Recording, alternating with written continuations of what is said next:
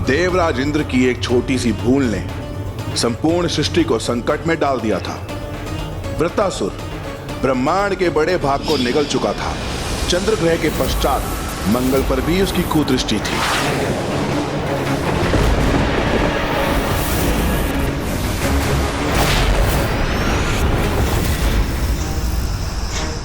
स्वामी, इस अनर्थ को रोकने के लिए आप स्वयं कुछ क्यों नहीं कर देते?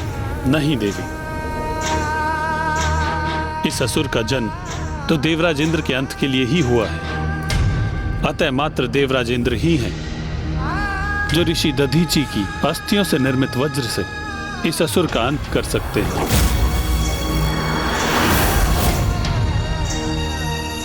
देवताओं का विलंब कहीं अनर्थकारी ना प्रमाणित हो जाए।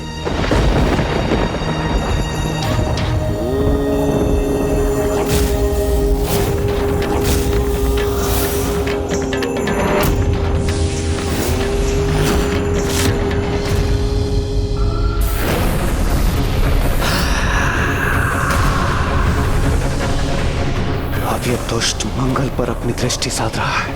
मैं कैसे रोकूं इसे? ये विश्वकर्मा जी को इतना विलंब क्यों हो रहा?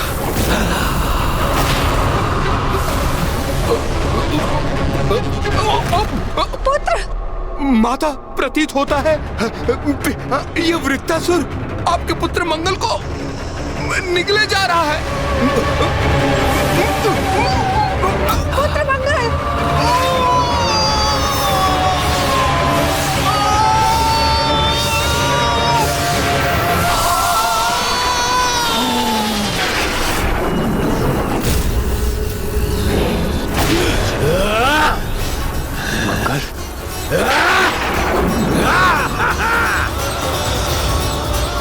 ये मैंने क्या कर दिया? कैसा भयंकर संकट उत्पन्न कर दिया मैंने अपनी एकमात्र भूल से। यदि मैं इसे रोकने में सक्षम होता तो मैं इसे अवश्य रोकता।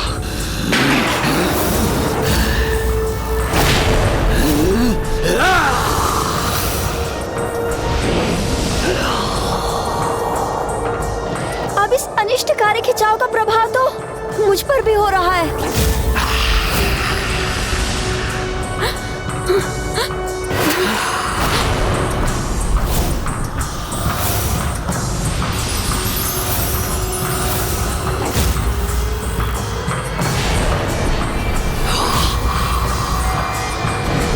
दुष्ट असुर, रोक दो अपने इस विनाश को। मैं तुम्हें सावधान करता हूं। शीघ्र मेरे हाथों में महर्षि दधीची की अस्थियों से निर्मित वो वज्र होगा जिससे प्रहार कर मैं तुम्हारा अंत करूंगा। कौन ऋषि दधीची? कैसे अस्थियां? किसका भय दिखाकर भयभीत कर रहे हो मुझे इंद्रदेव? महाशक्तिशाली हूं मैं, वृत्तासुर हूं मैं। तुम मुझे किसी भी शस्त्र से तनिक भी क्षति नहीं पहुंचा सकते इंद्रदेव। किसी में भी इतनी शक्ति नहीं है कि मेरे सम्मुख आके मेरा सामना करे।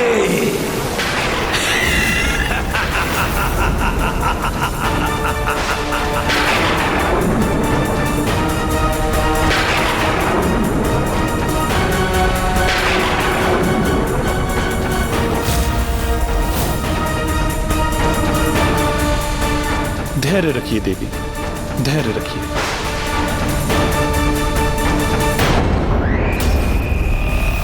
जहाँ स्वयं त्रिदेव असफल हो जाएं, वहाँ किसी साधारण ऋषि की अस्थियां क्या कर लेंगे इंद्रदेव? जिस अहंकार के प्रभाव में यह ऋषि दधीची का अपमान कर रहा है, वही अहंकार इसके सर्वनाश का कारण बनेगा। अपने कर्मों का दंड ये अवश्य भुगतेगा। और ये सुनिश्चित करूंगा मैं शनिदेव।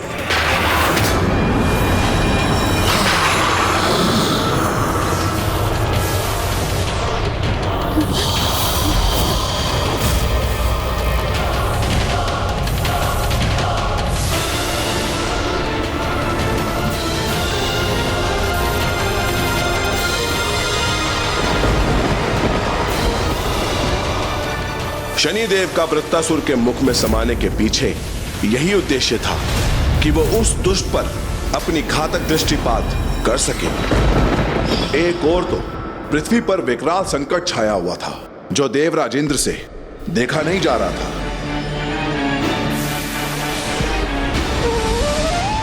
और दूसरी ओर वो वज्र जिसकी गणना संसार में सर्वाधिक शक्तिशाली अस्त्रों में की जाती है, जो परम त्याग, आत्मबल और आत्मिक शक्ति का प्रतीक था, जो इन सभी श्रेष्ठ गुणों का परिणाम था, वो अब प्रकट हो चुका था।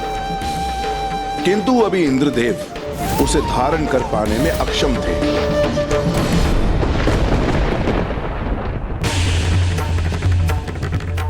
हे प्रभु श्री हरि नारायण, मुझ तक मेरा अस्त्र पहुंचाने में मेरी सहायता कीजिए प्रभु, सहायता कीजिए।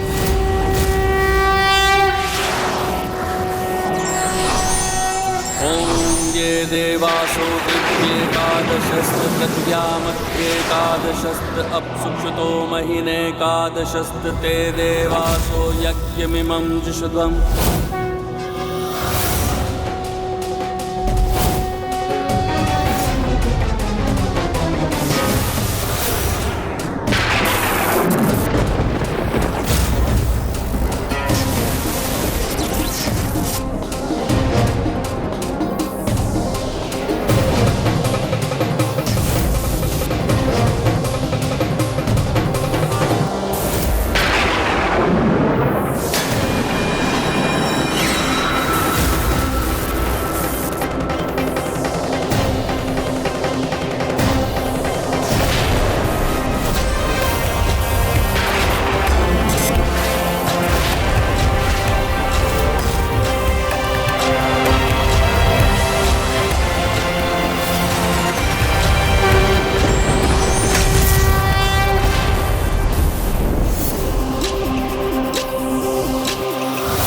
अब इस दिव्यास्त्र की सहायता से मैं इस ग्रह को रोक दूंगा।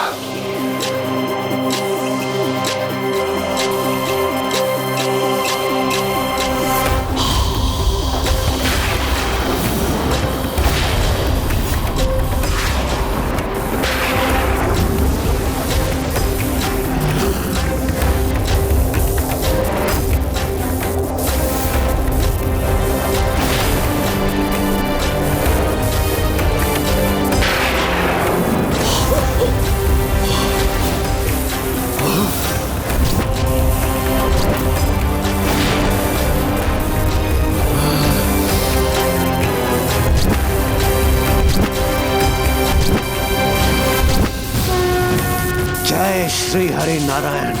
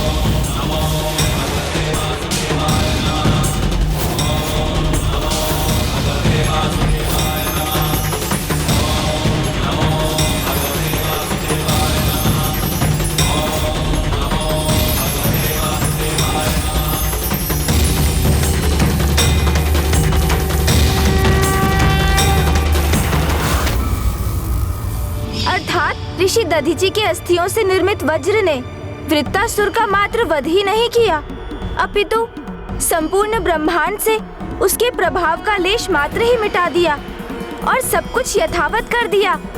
हाँ गौरी पुत्र, ये ऋषि दधीचि के ही त्याग का परिणाम है, जो अभी भी संसार सुरक्षित है। लंकेश जी, ऋषि दधीचि के पुत्र पिपलाद का क्या हुआ? महादेव के प्रथम अवतार और माँ द्वारा दिया हुआ प्यारा नाम पिपलाद, उसके पश्चात बालक पिपलाद का भरण पोषण पीपल वृक्ष ने ही किया। उसी की छाल उसके वस्त्र बने, उसी की छांव घरोंदा तो उसके पत्तों से बालक पिपलाद ने अपना उदर भरा। अब मुझे ज्ञात हुआ कि भक्त क्यों पीपल वृक्ष की महानता और महिमा को इतना महत्व देते हैं। उनकी जड़ में दुग्ध क्यों न्यौछावर करते हैं, क्योंकि ऐसा करने से पीढ़ियों तक उनके वंश में कोई भूखा नहीं रहता। पीपल तो उनके संरक्षक हैं, जो संसार में सर्वथा अकेले हैं। सभी अनाथों के नाथ हैं वो।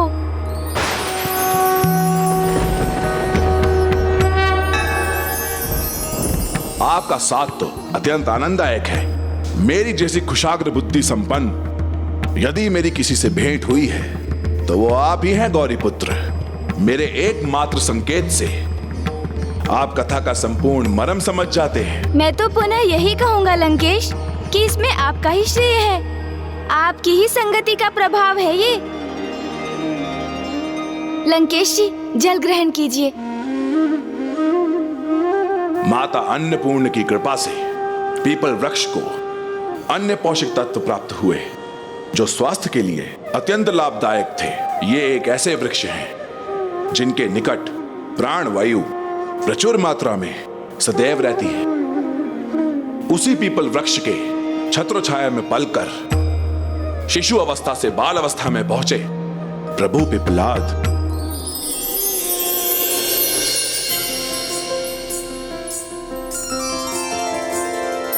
पीपल के वृक्ष तले दृश्य बड़ा प्यारा, बाल रूप शिव जी का जग से लगे न्यारा। संध्या ढले झिंगुर गे लहरी भी आए, लोरी सुना के निद्रा प्रभु को कराए।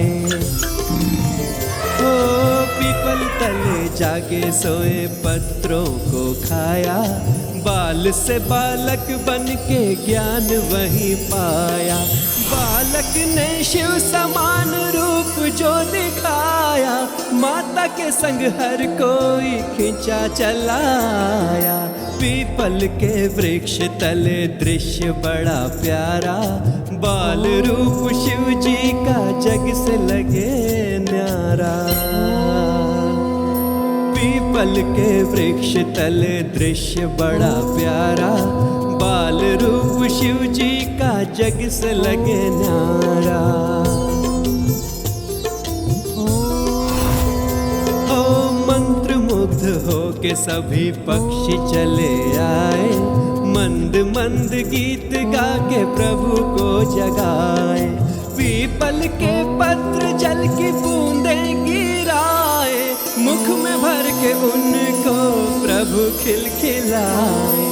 पीपल के वृक्ष तले दृश्य बड़ा प्यारा, बाल रूप शिव जी का जग से लगे न्यारा।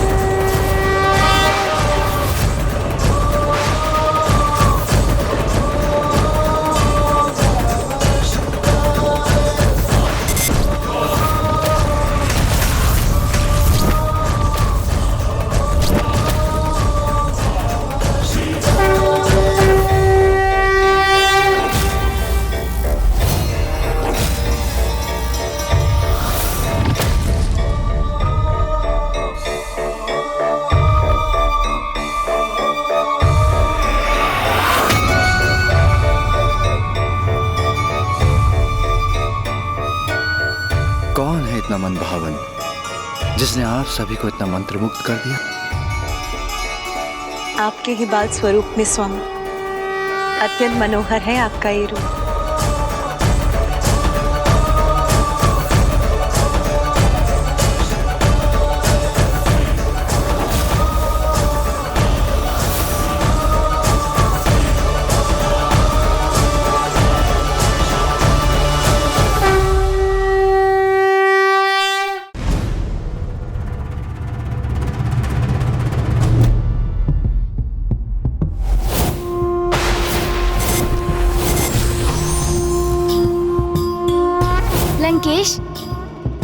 पिताश्री के बाल स्वरूप के दर्शन तो अत्यंत अद्भुत रहे होंगे ना? इसीलिए तो समस्त कैलाशवासी उनको देखकर भाव विभोर हो गए। पदेत्वर्चने पतति नमन कस्य न बचा, अर्थात मेरे प्रभु महादेव शिव शंकर शंभु अपने प्रत्येक रूप में अद्भुत है। ऐसी अनंत महिमा है उनकी, ना मन ना बुद्धि और ना वचनों से उनकी पूर्ण व्याख्या संभव है। और प्रभु के अद्भुत दर्शन का ऐसा अलौकिक अपूर्व आकर्षण था जिससे सम्मोहित होकर कोई भी उनके निकट आने पर विवश हो जाता था। जैसे कुछ दिवसों के उपरांत ही शिव बाल रूप के दर्शन करने हेतु देव श्री नारद स्वयं वहां पहुंच गए और फिर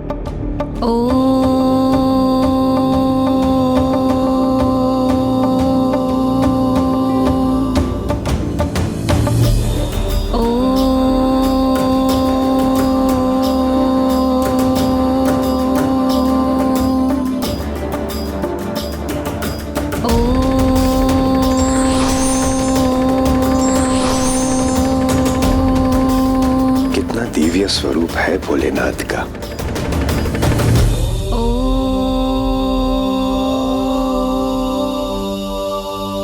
हे प्रभु पिपलाद, मैं आपके दर्शन पाकर धन्य हुआ।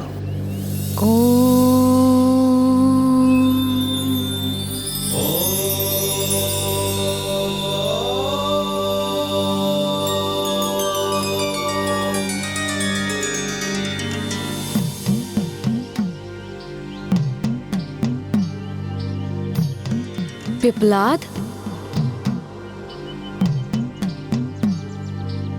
जगत में तुम पिपलाद के नाम से विख्यात हो। पिपलाद, कदाचित मैंने पूर्व में भी इस नाम का श्रवण किया है। क्या यही मेरा नाम है?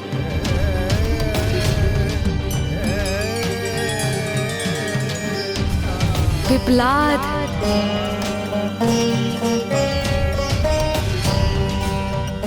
अवश्य। आपको ये नाम स्वयं अन्नपूर्णा माता ने दिया था, पिपलाद। स्वयं जगत के पालनहार भ्राता श्री हरि नारायण पीपल वृक्ष के रूप तुम्हारा ध्यान रखेंगे पुत्र, और पीपल वृक्ष के पत्रों से पोषण प्राप्त कर तुम्हारा विकास होगा, और जगत में तुम पिपलाद के नाम से विख्यात, पिपलाद के नाम से विख्यात।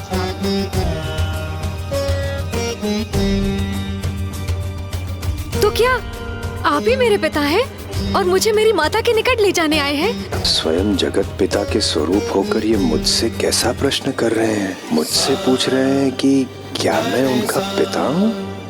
निसदा मदसा सा गणेशा गणेशा निसदा मदसा। मैं तो सन्यासी हूँ, ऋषि नारद मेरा नाम है। हाँ? नारद, देवर्षि नारद। ओह, प्रणाम ऋषिवर। आपको तो मेरे माता पिता का परिचय अवश्य ज्ञात होगा। नारायण नारायण, इनमें मैंने प्रभु शिव को तो दूर से ही पहचान लिया था, किंतु इनमें इस बालक को तो अब पहचान पा रहा हूँ, जिन्हें अपने माता पिता और स्वयं का परिचय ही नहीं ज्ञात, किंतु ये मुझे पहचानते हैं। तो फिर स्वयं को लेकर अपरिचित क्यों है? आज तक जिनसे भी मेरा संपर्क हुआ, उनमें से आप प्रथम हैं जिन्हें मेरा परिचय प्राप्त है। अन्यथा यहाँ निर्जन आश्रम के अतिरिक्त और कुछ भी नहीं है। हाँ, कुछ वन्य जीव जंतु अवश्य हैं जो नियमित रूप से आकर मेरा मन बहलाव करते हैं, किंतु उनसे तो मुझे अपने किसी भी प्रश्न का उत्तर नहीं मिला।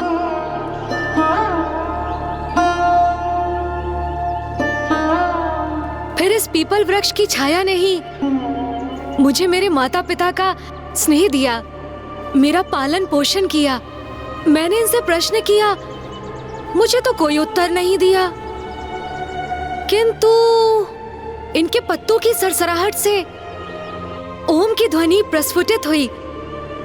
मैंने निरंतर ओम शब्द का जाप किया तो मुझे ज्ञान प्राप्ति हुई, परंतु स्वयं अपना परिचय ज्ञात न कर सका कि मैं कौन हूं,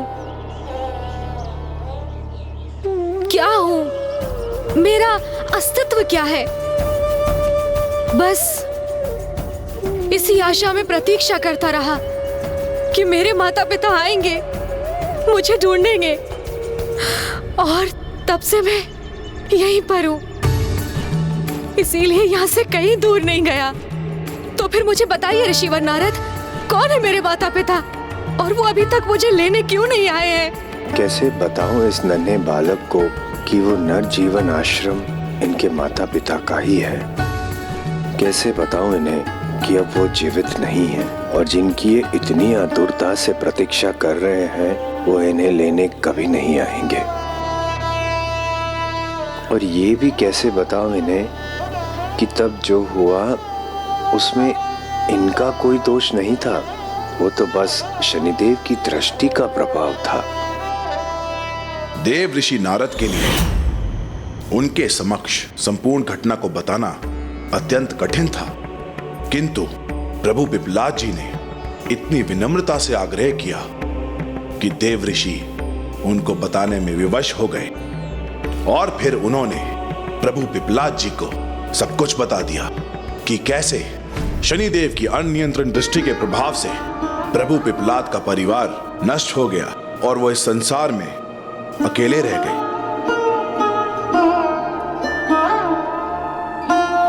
ऋषिवर, ऋषिवर,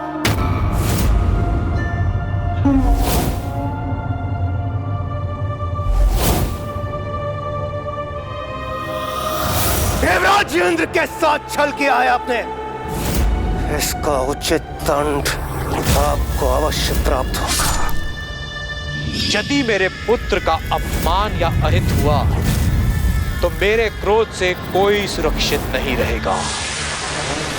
ऋषि के क्रोध से उत्पन्न उस असुर के वध के लिए हमें एक ऋषि की अस्थियों से निर्मित अस्त्र की ही आवश्यकता है, और एक ऐसे अस्त्र के निर्माण के लिए हमें केवल ऋषि दधीची की ही अस्थियों की आवश्यकता होगी।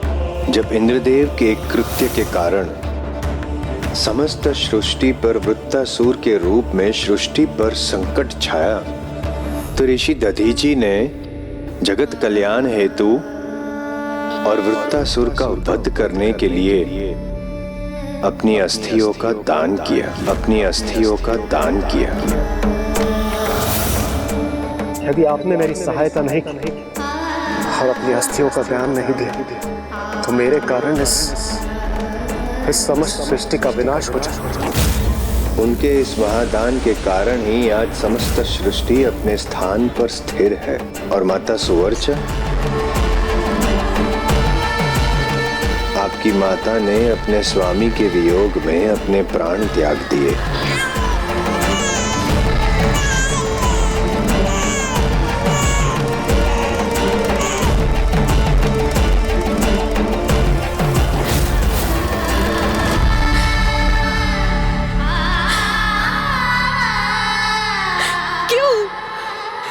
परिवार के साथ ऐसा क्यों हुआ?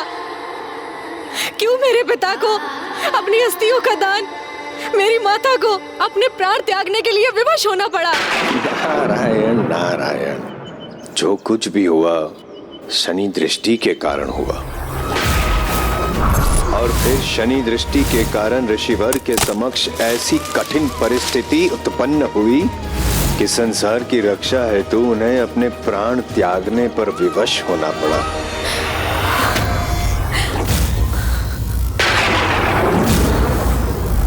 कहीं इस घटना को विस्तार से सुनाकर मैंने कोई भूल तो नहीं कर दी? जो कुछ भी हुआ शनि दृष्टि के कारण।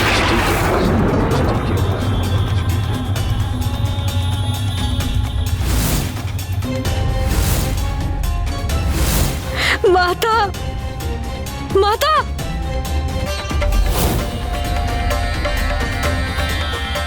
कैसा अनर्थ कर दिया मैंने। प्रभु पिपलाद के क्रोधावेश को जागृत कर दिया मैंने। नारायण नारायण।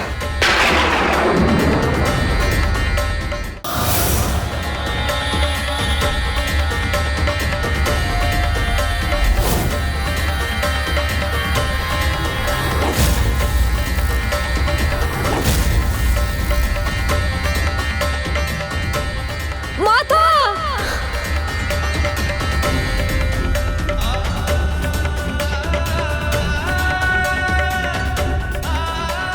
पुत्र,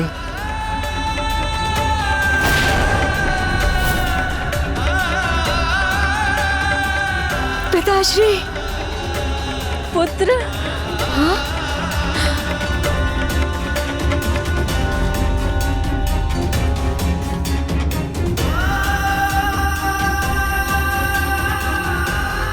माता!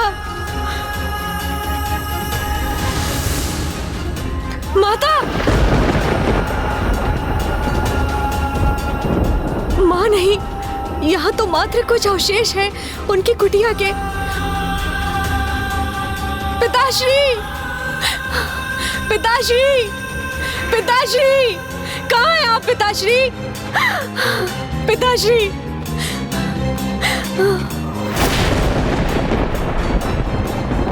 पिताश्री, वो भी नहीं है यहाँ।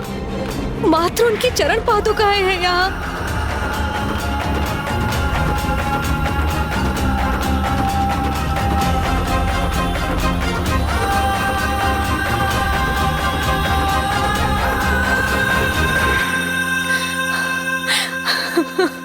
पिताश्री।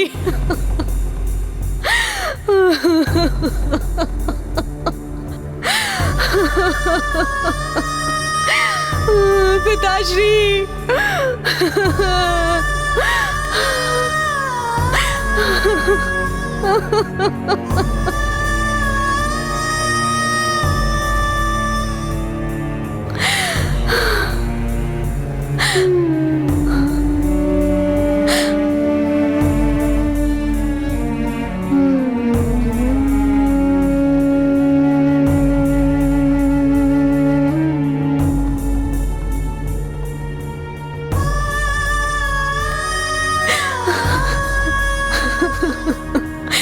पिताश्री।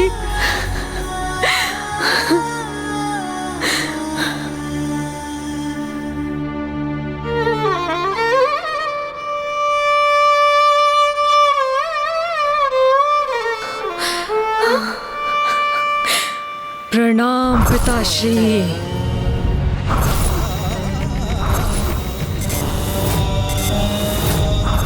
अन्याय नहीं है तो क्या है ये? अन्याय किया है शनिदेव ने मेरे साथ और उन्हें इस अन्याय का दंड अवश्य प्राप्त होगा।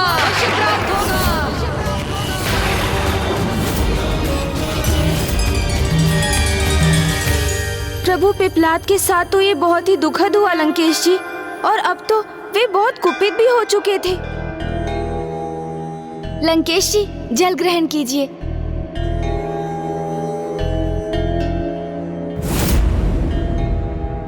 क्या सोचने लगे लंकेश?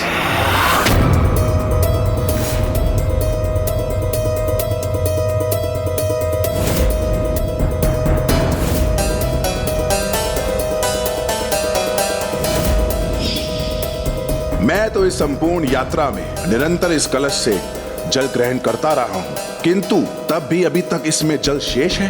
कहीं उसके पीछे गणेश जी का कोई परोक्ष प्रयोजन तो नहीं?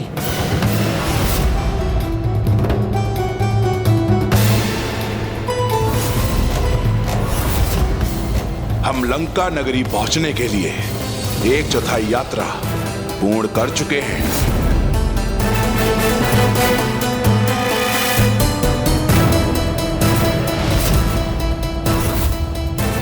इस यात्रा में हमने सर्वप्रथम वन पार किया, फिर पर्वत, और अब तीव्र धूप में हम ये मरुस्थल भी पार करने वाले हैं। इस समूचे समय में आप मुझे इस कलश से जल प्रदान करते रहे, फिर क्या कारण है जो अभी भी इसमें जलशेष है,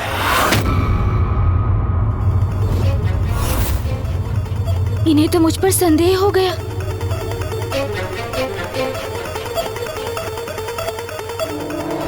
मुझे बताइए गौरी पुत्र, ये कैसे संभव है? अब क्या कहूं मैं? इसमें आपका क्या गुप्त प्रयोजन हित है? इसके पीछे क्या आशय है आपका?